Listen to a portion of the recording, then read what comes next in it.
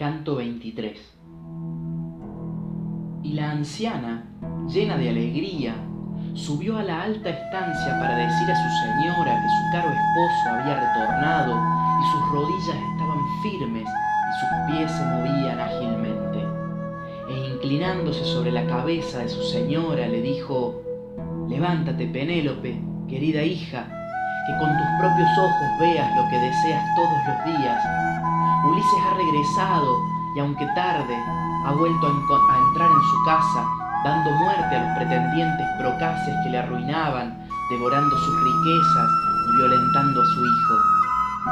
Y le respondió la prudente Penélope: «Ama querida, los dioses te han vuelto loca. Ellos que pueden turbar el juicio del más sensato y volver prudente al más necio, han trastornado tu espíritu que antes de ahora fue lleno de prudencia. ¿Por qué turbas a mi corazón, ya de por sí tan afligido, diciéndome semejantes cosas? ¿Por qué me privas del dulce sueño que me tenía acogida, cerrando mis ojos bajo mis caros párpados? Jamás había dormido tanto desde el día en que Ulises partió para esa Ilios fatal que no debería nombrarse. Vamos, vuélvete abajo. Si alguna otra de mis criadas hubiera venido a traerme esta nueva y a quitarme el sueño, la hubiera despedido vergonzosamente de este palacio, pero tu ancianidad te libra de ello». Y la amada nodriza Euriclea le respondió: «No me burlo de ti, hija querida. Es cierto que Ulises ha regresado y vuelto a entrar en su casa, como te he dicho. Es aquel extranjero a quien todos ultrajaban en tu palacio. Telémaco lo sabía ya, pero callaba por prudencia los propósitos de su padre para que pudiese castigar las violencias de tus hombres insolentes». Así habló, y Penélope, gozosa, saltó de su lecho, abrazó a la anciana y vertiendo lágrimas de sus párpados, le dijo estas palabras aladas: «Ah, si tú me has dicho la verdad, nodriza, y por lo tanto Ulises ha vuelto a su morada, ¿cómo, siendo él solo, ha podido poner mano a los pretendientes procaces que suelen reunirse aquí?» Y le respondió la cara nodriza Euriclea: «Yo no he visto nada, yo nada he oído, sino los gemidos de los hombres degollados. Nosotras permanecíamos sentadas en el fondo de las estancias y las sólidas puertas nos aislaban, hasta que tu hijo Telémaco me llamó, pues su padre le había mandado que me llamara. Enseguida vi a Ulises en pie entre los cadáveres que yacían amontonados en el piso, y a ti se te hubiera regocijado el alma contemplándole salpicado de sangre y de polvo, semejante a un león. Ahora están hacinados bajo el pórtico, y Ulises purifica con la ayuda de una lumbre que ha encendido la magnífica sala y me ha enviado a llamarte. Sígueme para que ambos regocijéis vuestros generosos corazones con la alegría, ya que tantos males sufristeis. Ya se han cumplido vuestros grandes anhelos. Ulises ha retornado a su morada y os ha encontrado a ti y a tu hijo, y a los pretendientes que le habían ofendido les ha castigado en su propia morada».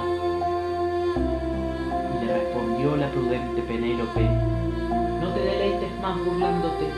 Sabes cuánto nos placería y cómo nos colmaría de gozo que él apareciese aquí, a mí sobre todo y al hijo que engendramos. Pero no son veraces tus palabras. Alguno de los inmortales ha matado a los procaces pretendientes, indignado por su descarada insolencia y por sus inicuas acciones, pues nunca honraron a ningún hombre mortal de cuantos a ellos se acercaron, ya fuere bueno, ya fuere perverso. Esto habrá sido la causa de que hayan sufrido el destino fatal, su iniquidad manifiesta, pero lejos de Acaya, Ulises ha perdido la esperanza del retorno y ha muerto también». Y la cara nodriza Euriclea le respondió: «Hija mía, ¿qué palabra se escapó de tus dientes? Cuando tu esposo, que jamás pensabas volver a contemplar en sus propios lares, está en ellos de regreso, sigue incrédulo tu espíritu. Mas escucha, te diré una señal manifiesta. Mientras le lavaba, le he reconocido la cicatriz de aquella herida que en otro tiempo le infligiera un jabalí con sus blancos dientes. Yo quise decírtelo, pero me tapó la boca con sus propias manos y no permitió que hablara con discreto juicio. Sígueme, que yo me entregaré a ti si te engaño, para que me des una muerte vergonzosa». Y le respondió la prudente Penélope: «Cara nodriza, Aun cuando sepas muchas cosas, es difícil conocer el designio de los dioses eternos. Mas vayamos hacia donde está mi hijo, para que yo vea a los pretendientes muertos y a aquel que les mató. Así dijo, y descendió de la alta estancia, dudando en su corazón si interrogaría desde lejos a su querido esposo, o si en el acto besaría su cabeza y sus manos. Después de entrar en la sala y haber traspuesto el umbral de piedra, se sentó frente a Ulises junto a la pared opuesta, en donde daba la claridad el fuego. Y Ulises estaba así mismo sentado junto a una alta columna, mirando a otra parte, en espera de que su ilustre esposa le hablara tan pronto como le viese. Mas permaneció mucho tiempo silenciosa, sobrecogido su ánimo por el estupor. Cuando más atentamente le miraba, menos le reconocía bajo sus vestidos harapientos. Entonces Telémaco, reprendiéndola, le dijo: «Madre mía, desdichada madre de cruel corazón, ¿por qué permaneces así lejos de mi padre? ¿Por qué no te sientas a su lado y le hablas y le interrogas? ¿No habrá otra mujer capaz de permanecer así, con el ánimo sereno, lejos de su esposo, que después de haber sufrido tantos infortunios, regresa, tras 20 años de ausencia, al suelo de su patria? Pero tu corazón es más duro que la piedra». Y le respondió la prudente Penélope: «Hijo mío, mi ánimo está estupefacto en el fondo de mi pecho, y no puedo ni hablarle, ni preguntarle, ni mirarle a la cara. Mas si es verdaderamente Ulises, que ha retornado a su morada, solos nos reconoceremos mejor. Tenemos señales que todos ignoran, y solo nosotros podemos reconocer». Así dijo, sonrió el paciente y divino Ulises, y dirigió al punto a Telémaco estas palabras aladas: «Deja, Telémaco, a tu madre que me pruebe dentro de nuestras estancias, que así quizá me reconozca mejor. Ahora, como estoy sucio y cubierto de harapos, me desprecia y me desconoce, pero deliberemos sobre lo que es más conveniente. Si alguien en el pueblo mata a un hombre que tiene tras sí muchos vengadores, huye, abandonando a su padre y a su patria. Nosotros hemos matado lo escogido de la ciudad, los más ilustres jóvenes de Ítaca. Por eso te invito a reflexionar sobre ello». Le respondió el prudente Telémaco: «Decide tú mismo, caro padre. Se dice que eres el más discreto de los hombres y que ningún varón mortal puede competir en prudencia contigo. Te obedeceremos con gusto y no creo que me falte valor mientras me duren las fuerzas». Le respondió el paciente Ulises: «Te diré entonces lo que me parece mejor. Lavaos primero y tomad vestidos limpios, y mandad a las sirvientas que se pongan también otros vestidos en sus estancias. Después, el divino Aeda, tocando su sonora cítara, nos acompañará en la alegre danza, a fin de que todo aquel que desde fuera nos escuche al pasar por el camino piense que celebramos ya las nupcias. No es preciso que la nueva matanza de los pretendientes se extienda por la ciudad hasta tanto hayamos pasado nuestros campos llenos de arboleda. Allí deliberaremos sobre aquellos que el olímpico nos sugiera como más conveniente». Así dijo, y apenas le escucharon, todos le obedecieron. Laváronse primero y cogieron vestidos limpios. Ataviáronse las mujeres, y el divino Aeda hizo vibrar su cítara sonora, y la amplia sala resonó bajo los pies de los hombres que bailaban y de las mujeres de bellas cinturas. Y decían algunos que desde fuera del palacio les escuchaban: «Sin duda alguien se ha casado con la reina, solicitada por tantos pretendientes. Desdichada, no ha sabido resistir en la hermosa morada de su primer esposo hasta que él regrese». Así decían, ignorando lo que allí había pasado. Y la despensera Eurínome lavó al magnánimo Ulises en su aposento y le perfumó con aceite, cubriéndole luego con un manto y una túnica.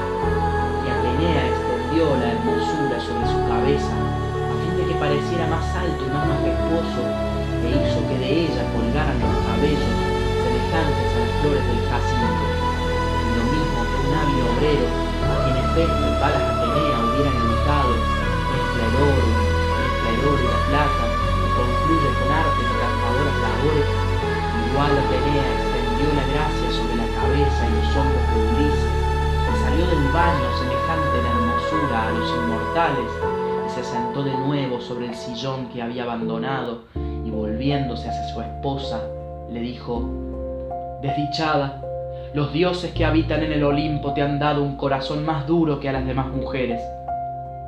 Ninguna otra permanecería tanto tiempo retirada de su esposo, que después de sufrir tantos infortunios vuelve tras 20 años de ausencia al suelo de su patria. Ea, nodriza, prepara mi lecho para que yo duerma, pues no hay duda de que esta mujer tiene en el pecho un corazón de hierro». Le respondió la prudente Penélope: «Desgraciado, ni te glorifico ni te desprecio, pero no te reconozco, aunque recuerdo muy bien cómo eras cuando partiste de Ítaca a bordo de tu nave de largos remos. Ve, pues, Euriclea, y prepara fuera de la estancia nupcial el sólido lecho que Ulises construyó por sí mismo y echa sobre el aderezado lecho colchas, pieles y tapices espléndidos». Así habló para probar a su marido, pero Ulises, indignado, dijo a su prudente esposa: «Oh mujer, qué lamentable palabra has pronunciado. ¿Quién me habrá transportado el lecho? Ningún hombre viviente, aun cuando esté lleno de juventud, hubiera podido, a menos que un dios le ayudara, no transportarlo, sino moverlo fácilmente.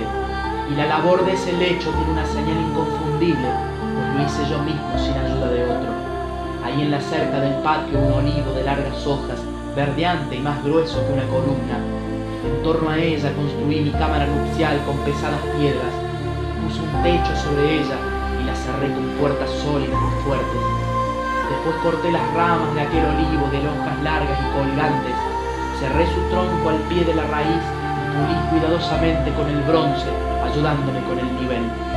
Después de agujerearlo con un barreno, hice la base del lecho que construí luego sobre ella y que adorné con oro, con plata y con marfil, extendiendo en el fondo de él la piel purpúrea y espléndida de un buey.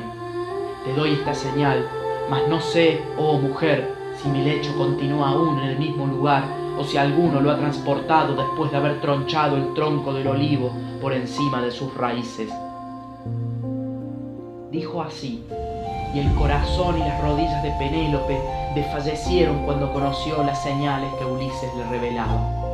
Lloró cuando hubo descrito las cosas tal cual eran, y echando sus brazos al cuello de Ulises, besó su cabeza y le dijo: «No te indignes contra mí, Ulises, el más prudente de los hombres. Los dioses nos colmaron de infortunios y nos han enviado la alegría de gozar juntos de nuestra juventud y de llegar juntos al umbral de la vejez.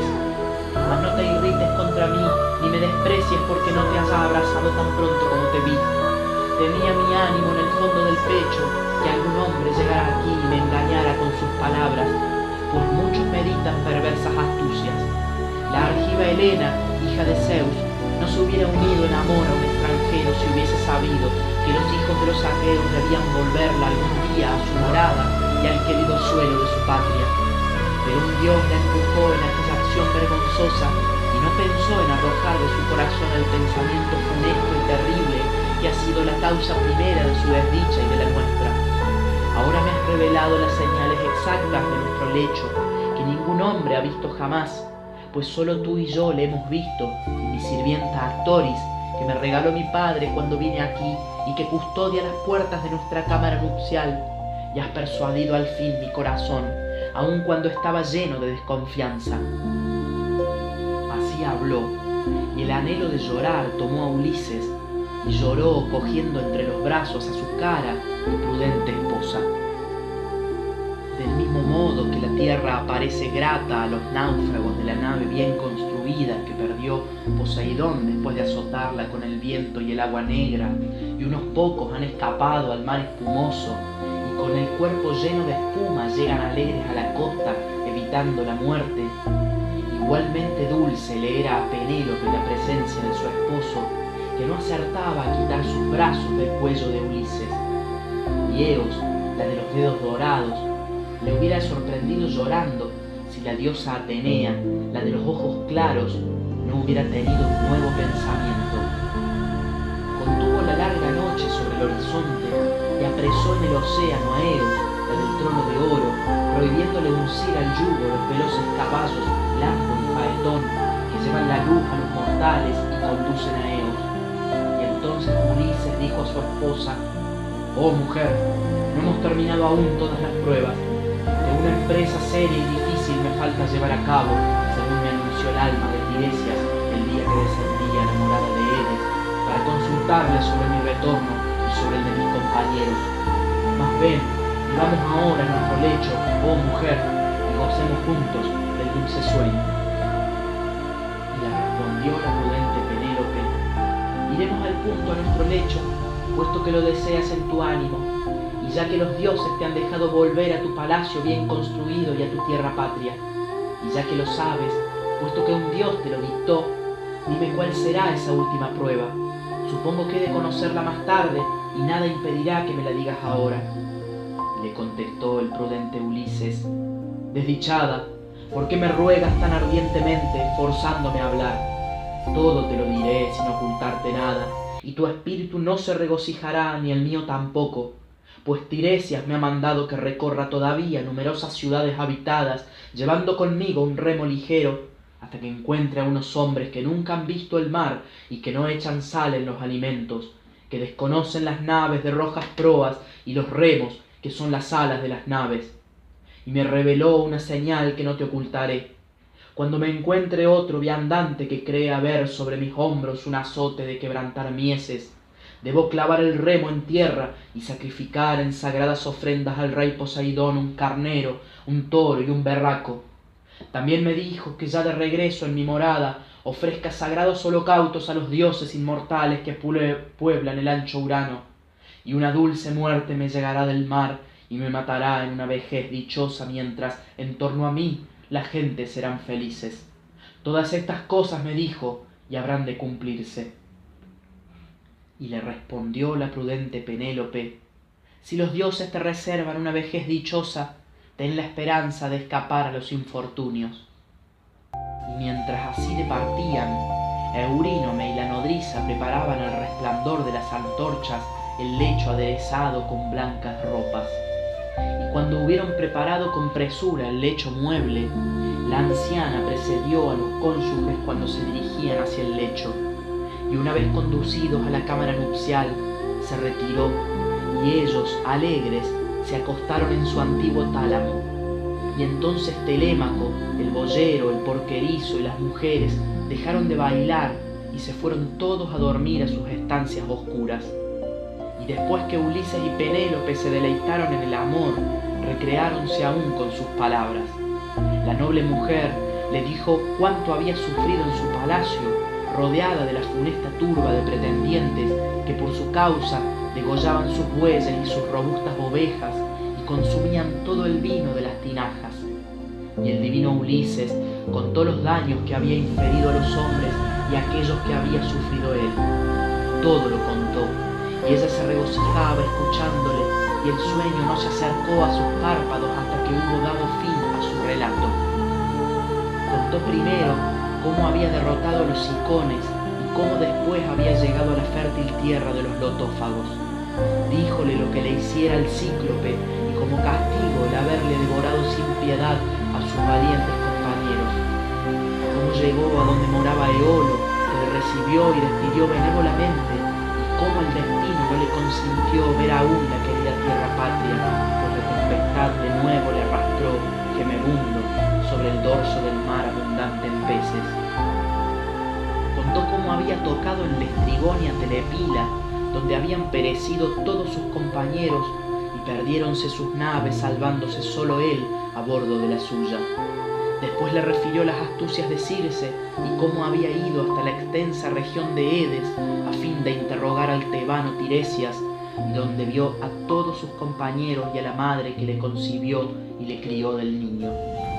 Dijo también cómo escuchara la voz de las sirenas armoniosas y cómo pasó frente a las rocas errantes, las horribles Caribdis y Escila, de las que los hombres no pueden escapar sanos e indemnes, y cómo sus compañeros habían matado los bueyes de Helios, y cómo Zeus, que truena en las alturas, había roto su rápida nave con el brillante rayo, hundiendo en el abismo a todos sus valientes compañeros, mientras él nada más eludía a las funestas Queres. Contó cómo había llegado a la isla Ogygia, donde la ninfa Calipso le retuvo en las abiertas grutas, deseándole para marido y amándole, mientras le prometía tornarle inmortal y librarle de la vejez, y cómo ni así pudo rendir su alma en el fondo de su pecho. Dijo a sí mismo cómo había llegado al país de los ayaquienos después de haber padecido mucho, y cómo le habían honrado como a un dios y conducido en una nave hasta la tierra patria después de haberle regalado oro, bronce y diversos vestidos. Cuando dijo todo esto, el dulce sueño envolvió sus miembros y calmó las inquietudes de su alma. Entonces Atenea, la diosa de los ojos claros, tuvo otro pensamiento. Cuando supuso que Ulises se había deleitado suficientemente con el amor y el sueño, hizo surgir del océano a la hija de la mañana, la del áureo trono, a fin de que llevara la luz a los hombres. Y Ulises se levantó de su lecho mullido y dijo a su esposa: «Oh mujer, los dos hemos estado hartamente sometidos a duras pruebas. Tú has llorado aquí por mi difícil regreso, y yo he soportado los males que me enviaran Zeus y los demás dioses que me han retenido tanto tiempo lejos de la patria. Ahora, puesto que hemos vuelto a hallarnos en este deseado lecho, es conveniente que tome el cuidado de las riquezas de nuestra casa. Para reemplazar los rebaños que los procaces pretendientes han devorado, iré yo mismo a capturar numerosas reses, y los aqueos nos darán otras hasta que los establos estén llenos. Mas parto para mi campo lleno de árboles, a fin de ver a mi padre ilustre, que gime sin cesar por mí.